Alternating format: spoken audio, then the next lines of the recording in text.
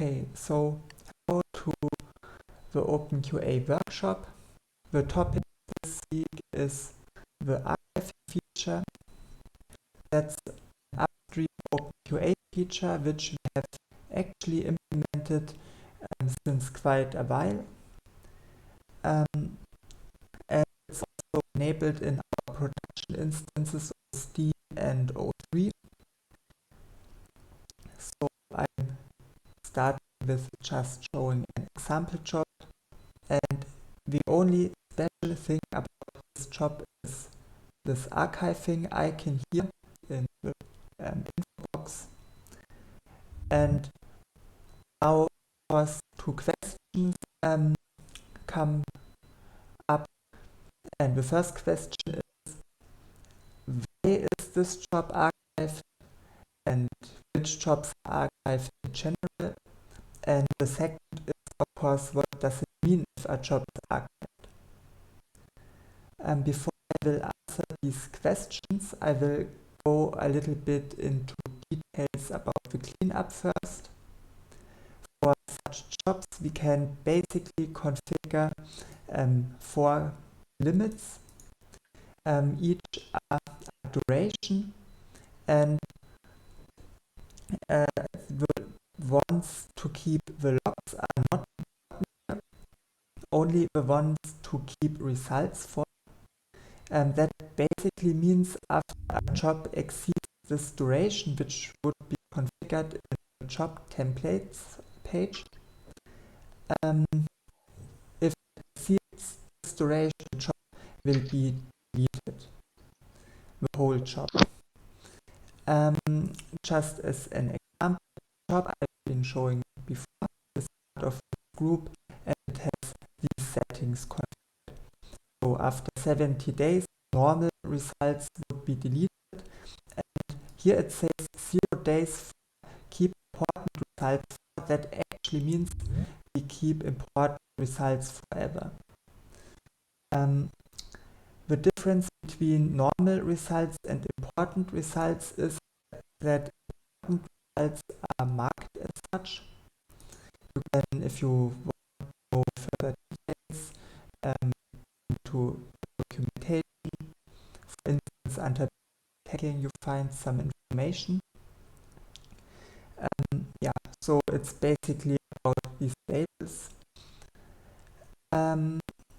And that's also important for the archiving feature, because the archiving feature makes a difference between important results and not important results. Marius, could you zoom in a bit? Could you zoom in the browser view? And also keep in mind that your mouse cursor, I think, isn't shown right. here. It isn't visible in the shared screen. Yep. Yeah. Okay.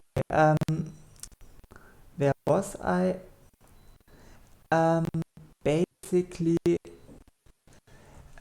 the archiving feature distinguishes between normal results and important ones, and the archiving is triggered after the cleanup, or basically as part of the cleanup. If a job would be, or let's phrase it this way, if a job is only kept because it is important, so it exceeds this duration, but not this duration, then it will be archived. So this job is basically important. That's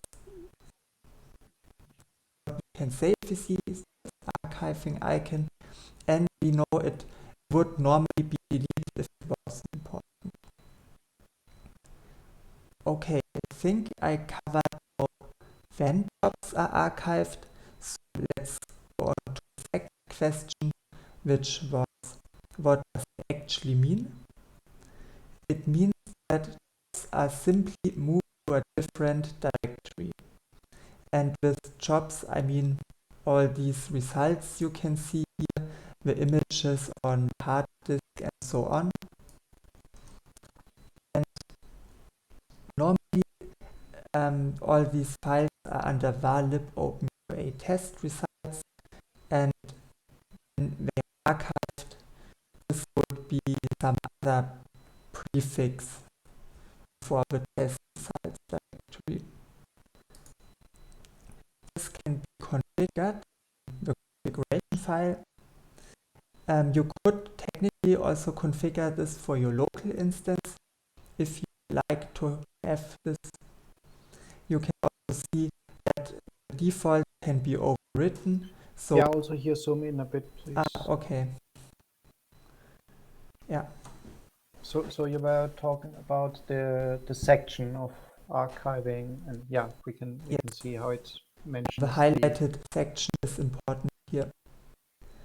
Yeah, so you can see you can override the archive directory using this environment variable, and openQA base is basically a prefix which you can generally put before the var lib prefix, which you can generally use to replace the var lib prefix, which is normally used for the openQA directory.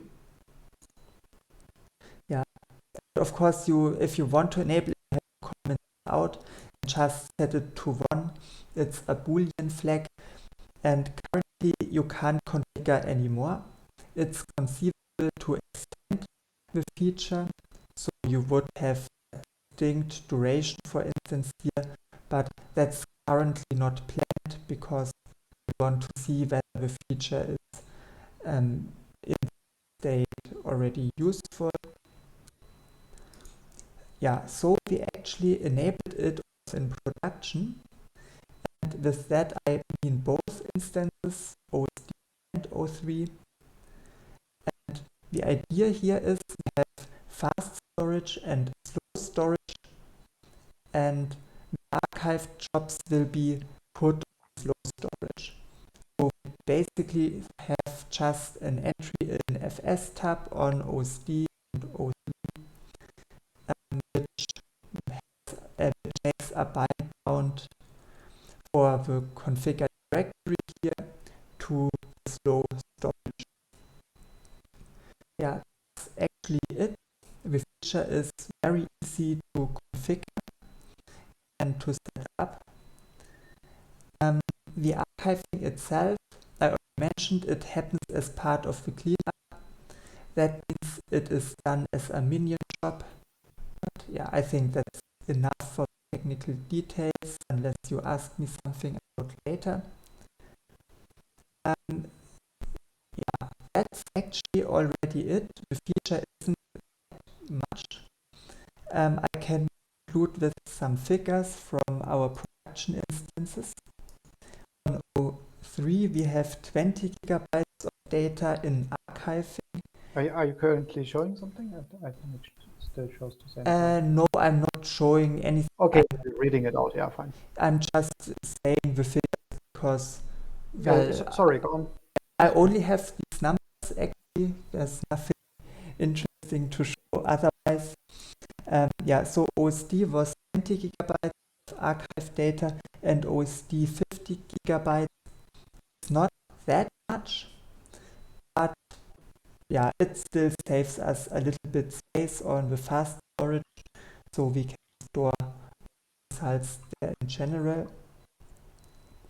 Yeah, by the way, since it's interesting in this context, we also distinguish between fast and slow storage on OSD by putting fixed assets also on the slow storage.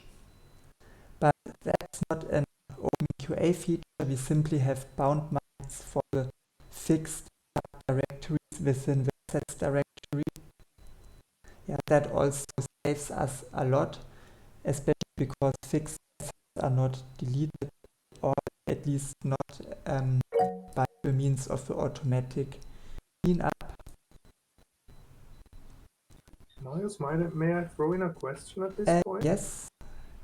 How is simply because you said it, how do you deal with it then? If the fixed assets are on the slow storage, if I run a test run using one of the fixed assets, we're using a QEMU overlay.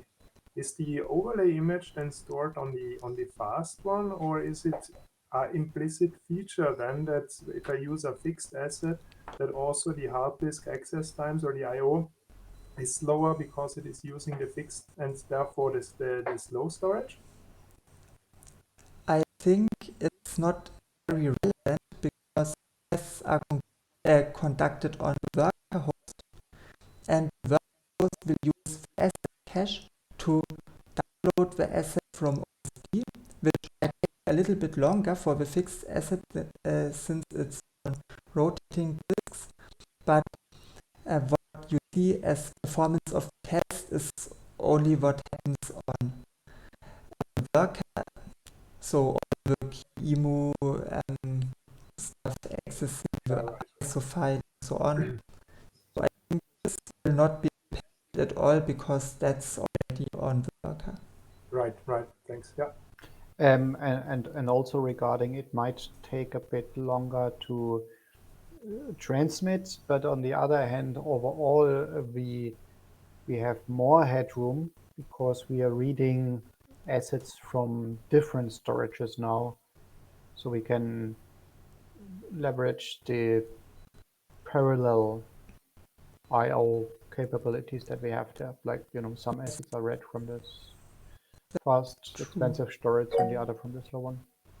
And especially about sequential reading, slow but big archives, speak of rotating disk.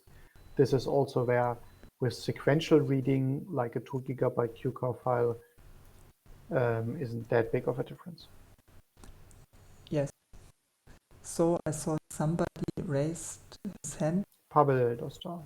Yeah, it was me. Thank you. Speaking about the worker cache, how big is this cache for our workers? Because I mean, if there is a test on a worker using an image which it downloaded before, will the image be deleted right after the test is finished? I think no, right? I mean, if I will have two tests based on the same QCOW image, the image will just stay in the cache, right? Yes, that's why we call it a cache. Basically, it is valid. I want to say it's validated. It works quite simple. We have a configured amount of space, 50 gigabytes. I think it's actually 50 gigabytes by default. And if it is full, it will not just download something new, but first clean up enough to have room. And the cleanup will prefer assets which haven't been used in a while. Which cleans up the oldest first and the second oldest and so on. And with old, I mean last used. I think that's out of my head. Okay, so 50 gigabytes. Okay, that's right. 50 Thank gigabytes by default. On the O3 workers, we have tweaked it, I think. So there we have bigger space selected and reserved for that. There is a ticket, not in backlog, but this is something for much later. Potentially, every one of you could try to tweak it and find the sweet spot of assigning more memory to the cache, but still having enough space assigned to the cache but still having enough assigned for the worker pool, because this is where we commonly share, because it makes sense to say it doesn't have to be on the same storage, but it makes sense to have the cache on the same storage as pool, because otherwise you would need to have it transferred locally again. Yes. By the way, there's also another tweak. While a job is running, its asset is basically saved, regardless of if it be cleaned up or not otherwise. So the asset cannot be deleted while your job is running. And yeah, I think that's actually the most important thing about what we already have mentioned.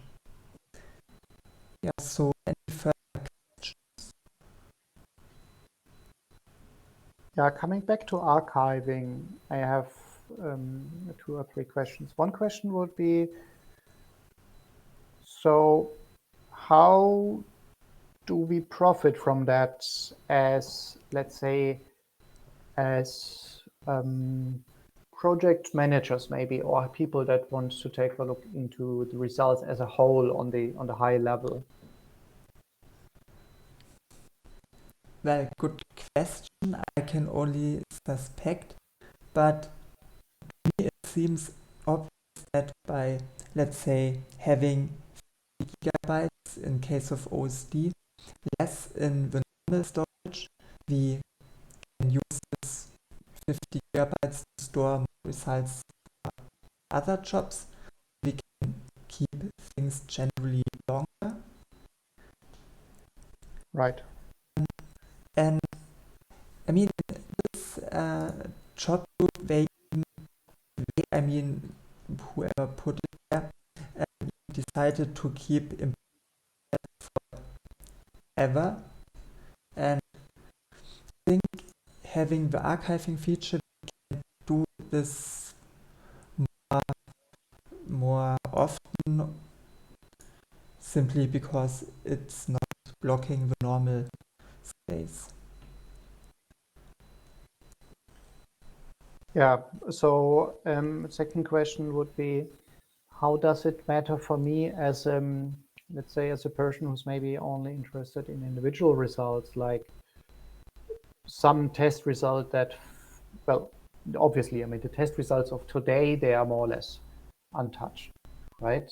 Except I think the benefit there could be to say, well, you don't have to store the test results of today together with the old one from last year, which allows us to well, also to speed up, right? Because we have less test results stored per storage, meaning that we can allow the test results of, let's say, of today to be more to be served more quickly, right? Well, I kind of doubt it because, I mean, it's correct if you have two different storages, you have more I/O bandwidth, but on the other hand, for instance, I have 50 gigabytes of jobs in archive, but I don't think they're accessed very often, so it's likely not a very big difference. Yeah, so not yet.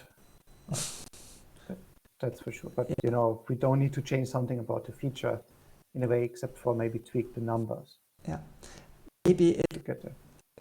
I wonder when you say 50 gigabytes, I thought we heard already like 300 gigabytes or so the last time I checked. Okay. No, I actually checked yesterday on OSD. There With DU or in the database what's recorded there? not in the database, on the file system, because Okay. it takes a bit long using the Yes. everything. I make it easier. I just use df to get the total, and then I subtracted the fixed The assets. fixed assets. Yeah, that's what I would do as well, right? Okay, yeah. So the fixed assets are much more. And by the way, maybe it wasn't so clear, but the archive feature so far only concerns test results. So assets are completely untouched by this. And assets take much more of the space actually. Just because when I subtracted it, I kind of subtracted most of it, and 50 gigabytes was, yeah, Of course. only a small portion actually. Right. So what should we do as users of the instance? Not as administrators, but as daily users when we care about individual jobs or configure job groups, mark jobs as important or maybe not important. Where does it matter there? Well, it definitely makes sense to mark your jobs as important if you want to have them stored for a long time. So that's maybe just some reminder. I mean, it isn't something which is really related to archiving. It just means you can make more use of it than the archiving feature would be also used for. Right. As a reminder, there are multiple ways how jobs are marked as important. One would be if we tag a build, which is commonly done. Let's say we have intermediate builds for a new product that's developed, and then we have the beta 1 milestone, which we want to preserve for longer. Then that build is marked as important, with the example shown here. And another example would be, this is kind of automatic. Let's assume we have a failing test and we find a bug. We report a bug. And then either by putting the bug ref back into the test, like openQA comment, which you paste there, or just by following an openQA URL from the bug, we will have that reference back. And yeah, that section, and that will automatically mark jobs as important. Means that this job is staying around for longer, which is especially useful if you reference these results in a bug report, right? You know, 3 months later, someone wants to take a look, like, okay, can I take a look into the log files of some module because I'm investigating on that bug? And then you have a higher chance to actually finding them there. Yes, so we also have documentation about. Yeah. So yet another topic was. Okay, yeah, that was actually what I also perfect to show in case somebody was interested in how to mark. Can you show this in action? Show it in action. Well, I could see what we have configured in our instance here, but likely it's just these bug trackers. Yeah, but it's hard to show the window. Okay, never mind. Or I mean, I could also try to find try to find an example on O3, for example. All jobs that have a label linked would work. Yeah. Okay, so I would say maybe it makes sense to go to a build. For all test controls better.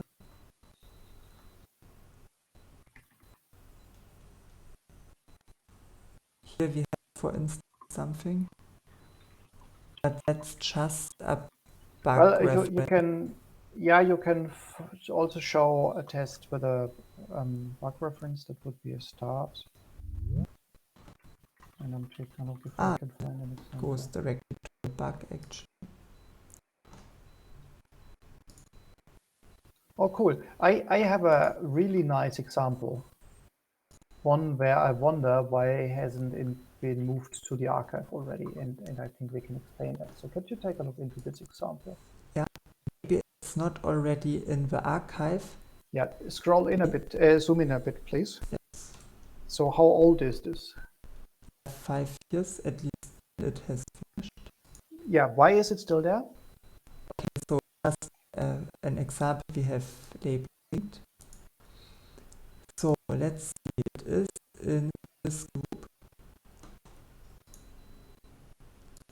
And that's how you go there. Okay, we have actually something configured which would 10 years. That's 10 years. And the job is 5 years old. Yes. Yeah, but it should actually be archived. I'm not sure why it is not.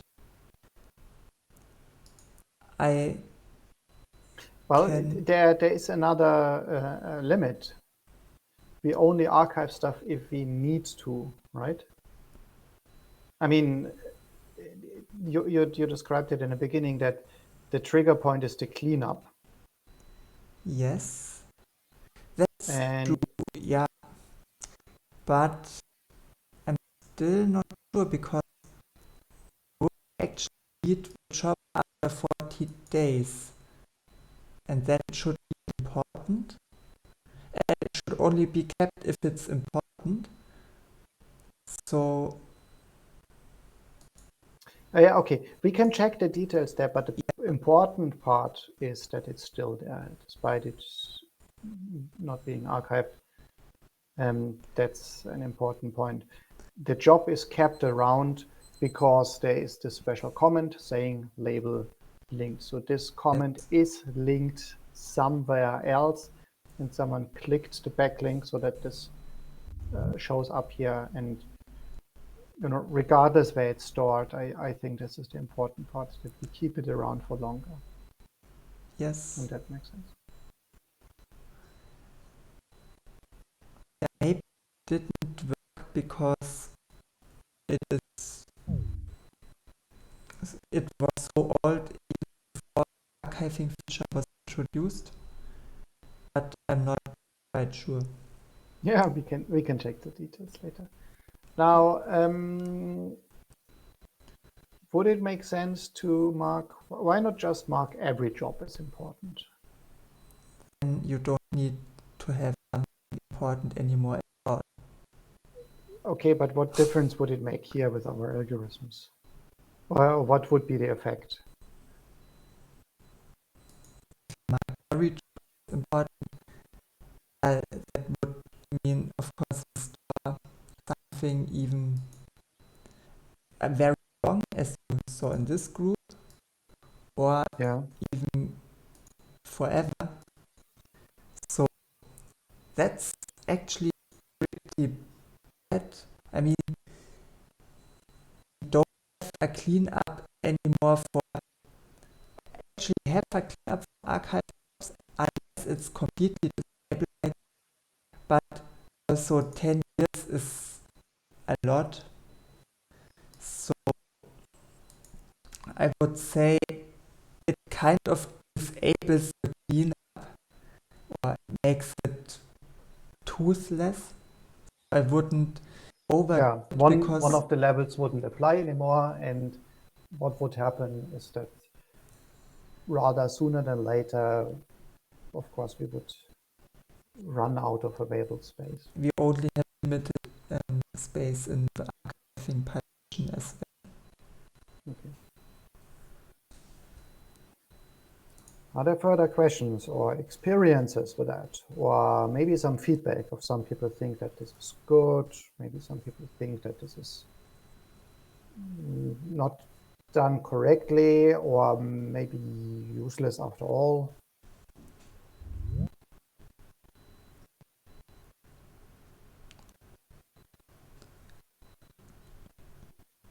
Likely it's a feature which doesn't affect users directly so much. That's how we designed it, yes. So Yes. we try to design it unobtrusively. It's more for the admins of big instances, as we have, right? And it's fine, if you just have a small instance or if you just use a big instance. Now, what's the outlook, Marius? What were additional ideas which we had? Maybe some ideas which we discarded already, alternatives, future ideas, what we could do, what else we plan to do eventually. I already mentioned it's conceivable to add explicit operation for the archiving there. So that would be a more fine-grained approach, but would also mean that users have to put the value in manually, if at least they want to make use of this more fine-grained approach. Right. I don't think it's planned to actually do this extension right now. I think it's actually not much planned regarding this feature. We have it in production for quite a while now.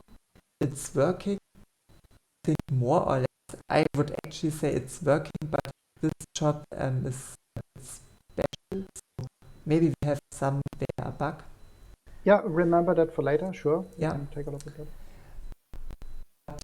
Besides, I don't think so.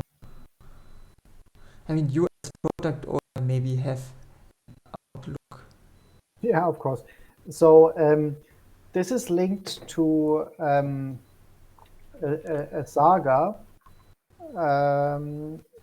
which is Okay. about scaling up.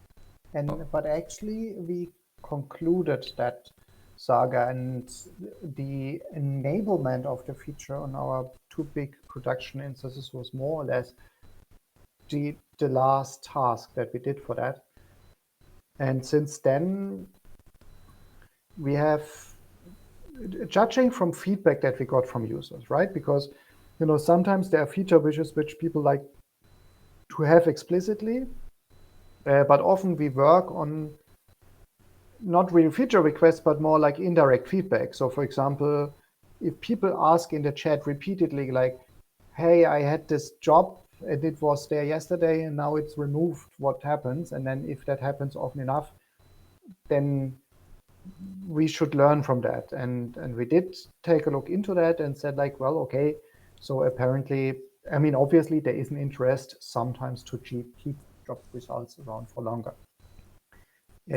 But we could not just simply extend the very same storage partition that we have on and on, because it doesn't scale, right? It's like meant to store the database, maybe, which should be high performant, but not all the results of a job that, like this one, you might only take a look at once a year.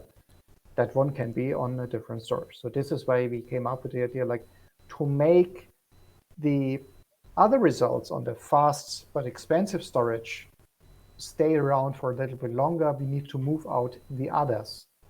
And that's what we did with this feature. This is why we came up with that. Yeah, I would say regarding storage, I also don't see a direct requirement right now what needs to be done in the future.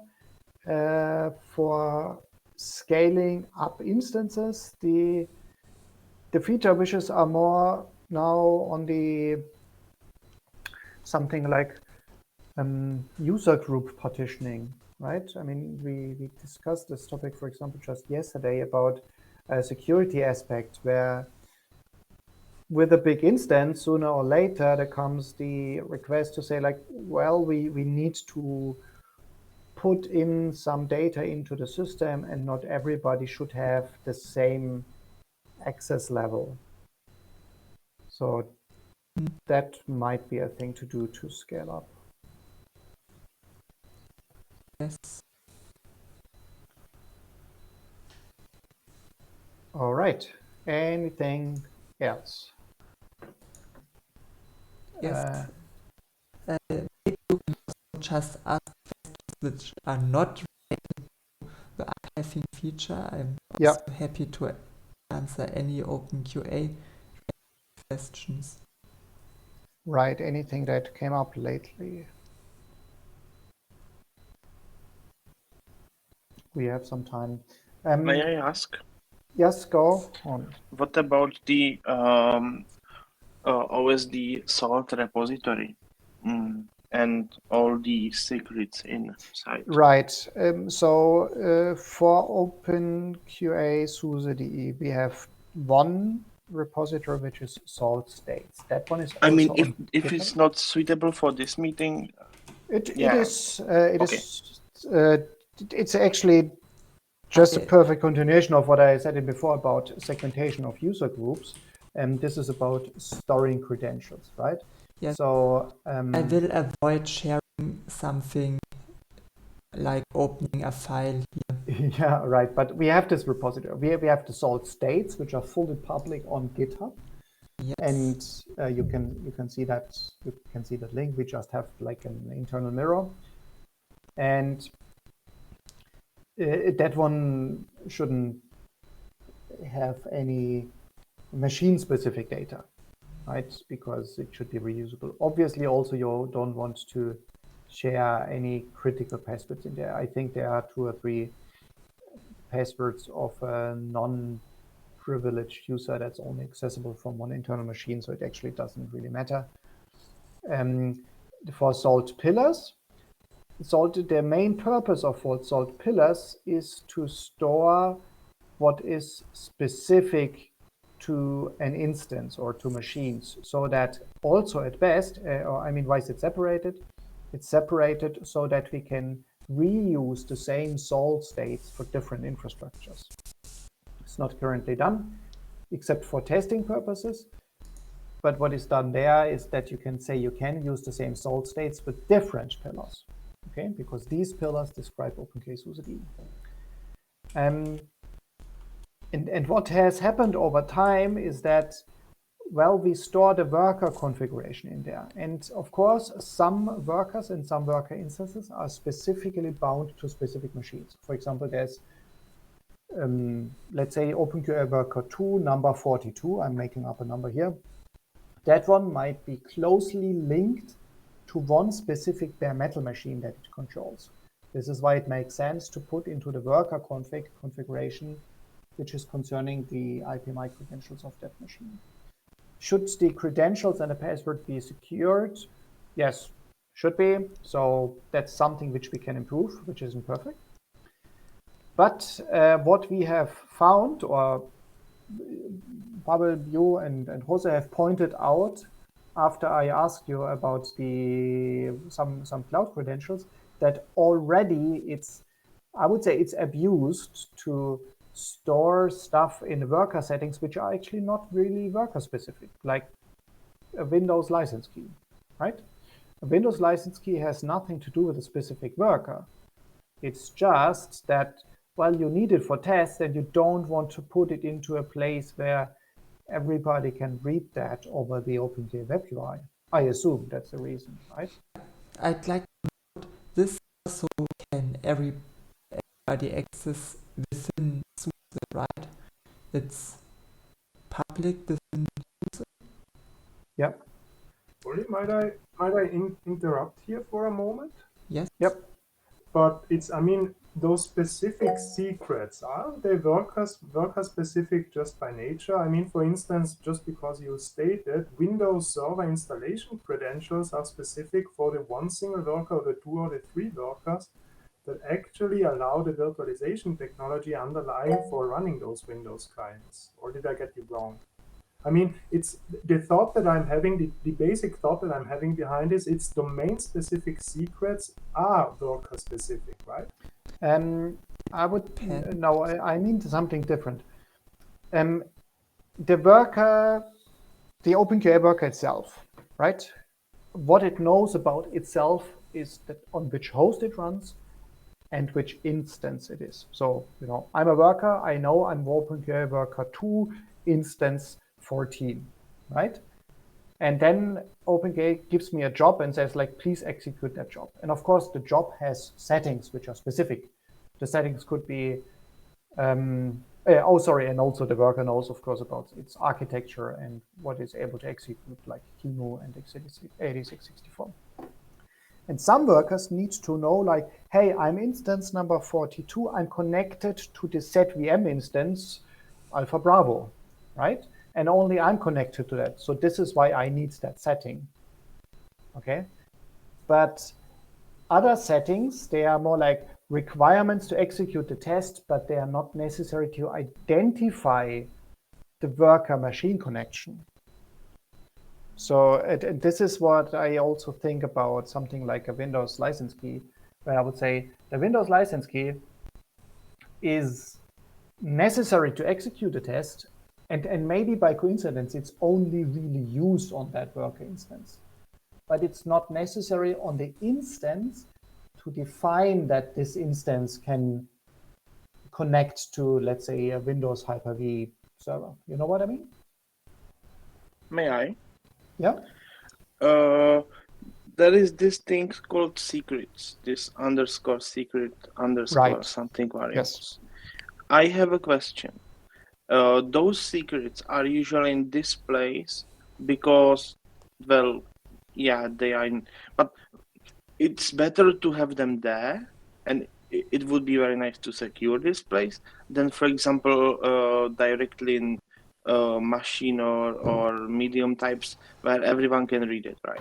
Yes. But my question is, can I, for example, no, I cannot put it to job groups because it will not be secret either.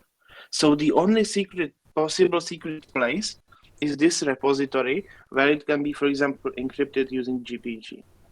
But because the set, well, where to store those secrets if not in this file? Question mark. May Yes. I as well? Yep.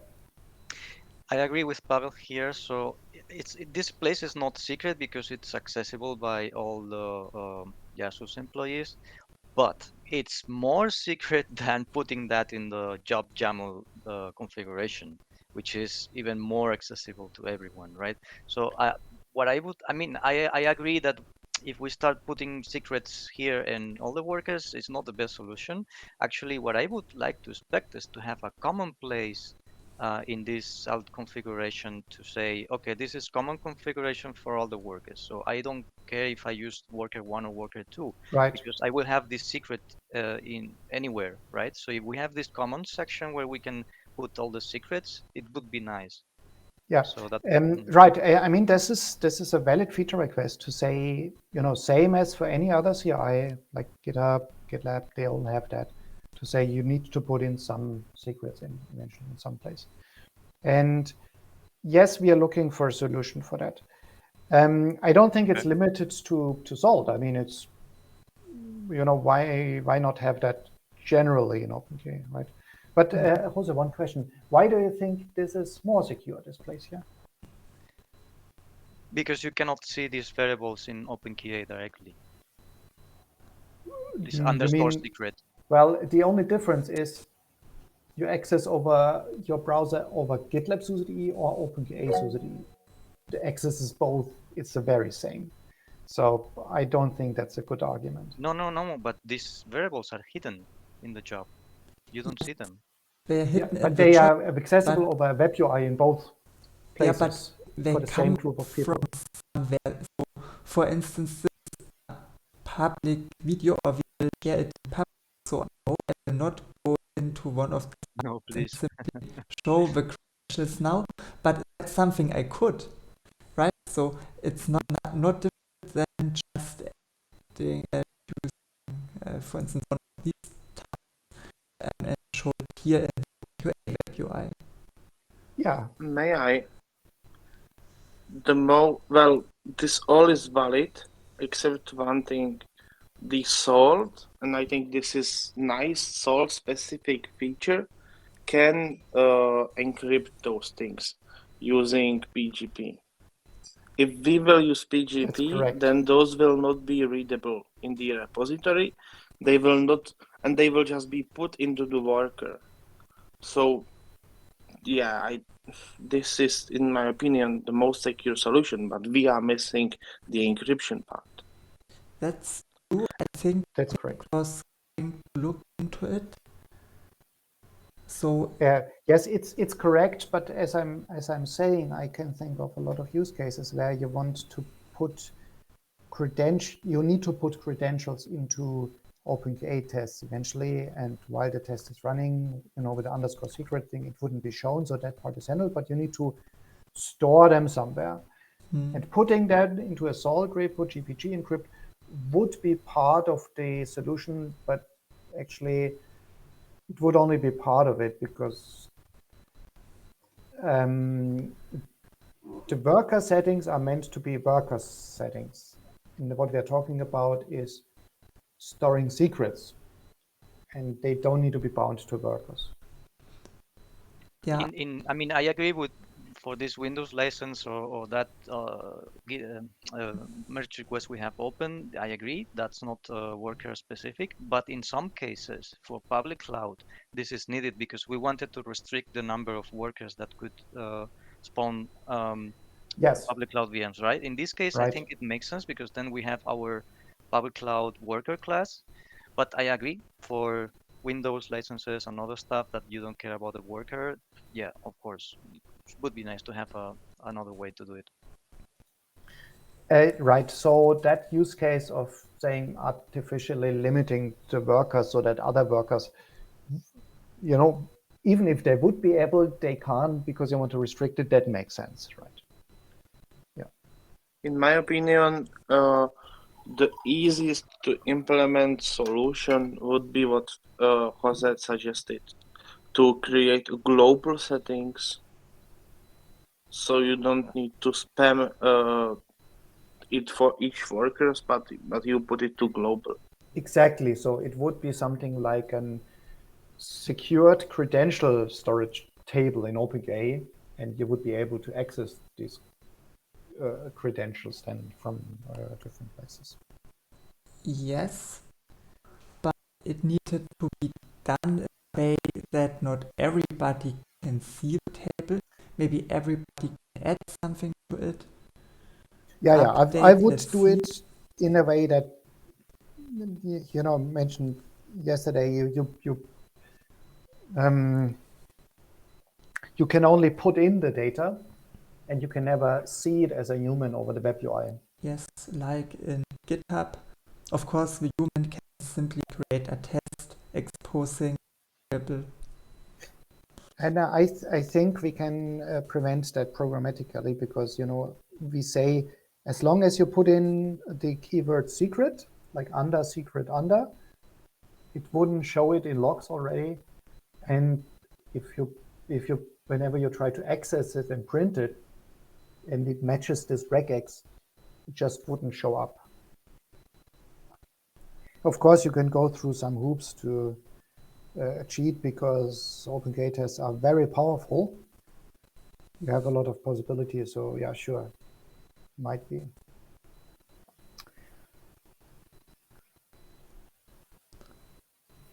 Okay. Right. Yeah, with that, I would like to come to a teaser for next week. So, Marius, could you share the workshop topics or unshare or stop sharing, and then I can take over? Okay, then you take over. Right. So, I'm sharing the topic list for the next week.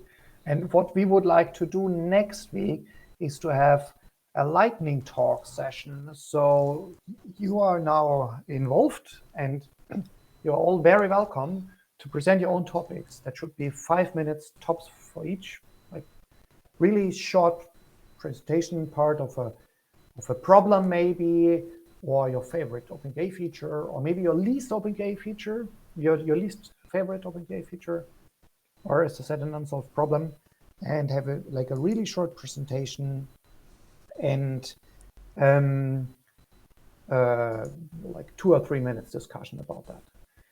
If you have ideas, I will create an Etherpad document right now. Workshop lightning talks. So would be really happy to see some of your ideas coming up here. So please state your lightning talk with name of presenter, John Doe, feature I hate most, and then something I will show. Okay, would be happy to see some of you bring up something to the table. You don't need to solve something. You can just hammer us with a problem. That's fine. Or say this is something which you like to use. Show us how you use something.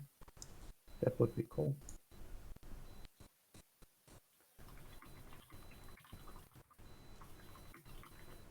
So with that, we are done. Marius, anything you'd like to add? No. Cool. So thank you all. Yeah. See you again next week. Thank you. Bye. Bye. Right.